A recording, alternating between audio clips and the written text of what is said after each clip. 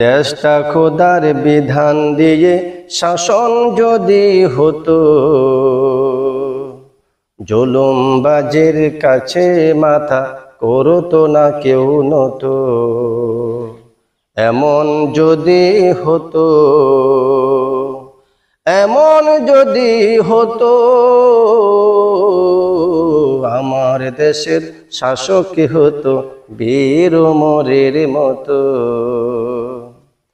থাকতো না আর জুলুম নির্যাতন, থাকতো না সন্ত্রাস, অসহায়ের কলাকলি করতো না কেউ গ্রাস। অন্যায় অবিচার সবই দূর হয়ে যেত, আমার দেশের শাসক হতো বীর ওমরের মতো। কতই ভালো হতো।